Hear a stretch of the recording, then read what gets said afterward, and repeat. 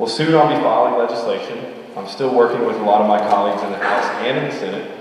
I'm actually even reaching out to the administration, meeting with a few of them this week, so that we can actually solve this problem. Now, some of you in here might actually think that we've already solved the problem, because we're being told as of last Friday that, oh, we're finding all this great savings by entering into these public-private partnerships. Well, let me explain to y'all real quick what's actually happening here. People actually refer to it as the Texas Two-step.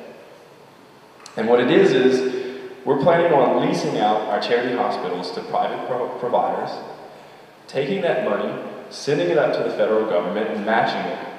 Pretty much a 2-to-1 match. So we put in $1 and we get $2 from the feds. That's what the FMAP is right now. And then that money is then paid right back to that provider in what they call the form of a UPL, an upper payment limit, which we have a cap on it, but we're very far from the cap in Louisiana. So it's very easy for the governor to sort of ride the UPL wave over the next couple of years instead of taking the Medicaid. But I haven't actually seen this lease form agreement like that working in any other states, even in Texas. They call it the Texas Two-step. I guess if we do it with lease agreements, we can call it the Cajun Two-step. So now we're entering into a Cajun Two-step, and I actually know how to Cajun Two-step since I was about 4 years old, probably. And we're going to find us a dance partner. And our dance partner is the UPL.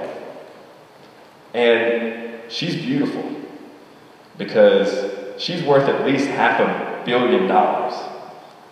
The problem is we're going to do this Cajun Two-step, but at the same time we know that she's going to be leaving in the next couple of years. So it's not sustainable. She'll leave us, of course the governor will be gone, and then we'll be left with no dance partner, dancing by ourselves the Cajun Two-step. The fact is that it's not a done deal. And the partnership agreements actually hinge on the approval of these two-step deals.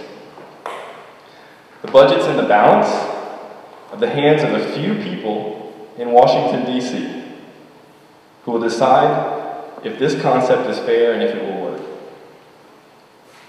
Another point, if we're going to dance this dance, what are we going to do in 3 years whenever the UPLs are gone?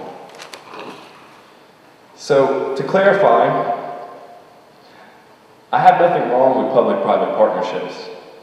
Actually, I really do believe that as long as people are being taken care of and the job is being done well, and that there's real accountability and real oversight, why not? As long as the job's being done. But let's at least empower locals, empower regions with the decisions of how that's going to be done, empower locals with the oversight. Actually, in this crisis that we have right now, we're often seeing that it's the local solutions in the healthcare crisis that are getting us through it. So why not empower locals further?